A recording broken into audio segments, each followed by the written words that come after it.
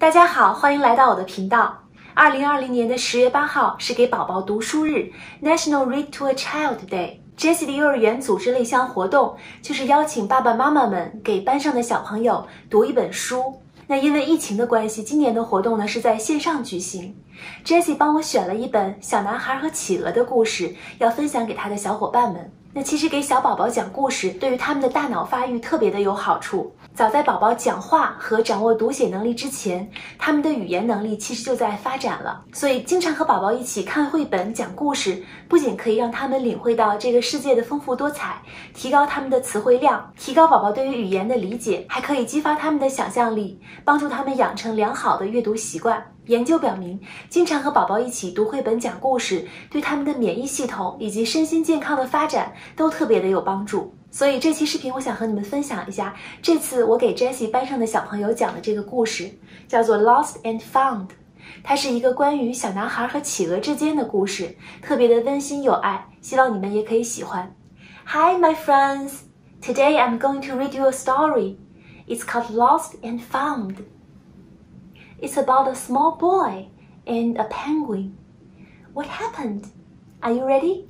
Now let's start. Once there was a boy who found a penguin at his door.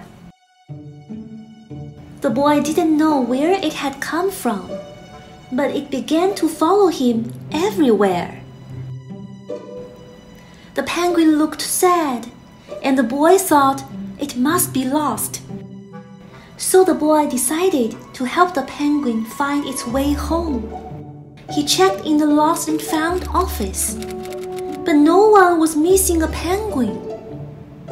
He asked some birds if they knew where the penguin came from, but they ignored him. Some birds are like that. The boy asked his duck, but the duck floated away.He didn't know either. That night, the boy couldn't sleep for disappointment. He wanted to help the penguin, but he wasn't sure how. The next morning, he discovered that penguins come from the South Pole. But how could he get there? He ran down to the harbor and asked a big ship,to take them to the South Pole. But his voice was much too small to be heard over the ship's horn. Together, the boy decided he and the penguin would row to the South Pole. So the boy took his rowboat out and tested it. He told stories to the penguin to help pass the time.They packed everything they would need and pushed the rowboat out to the sea. They rowed south for many days and many nights. There was lots of time for stories, and the penguin listened to everyone, so the boy would always tell another. They floated through good weather and bad, when the waves were as big as mountains.Until finally, they came to the South Pole. The boy was delighted, but the penguin said nothing.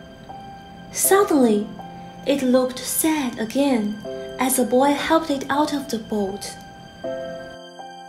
The boy said goodbye and floated away.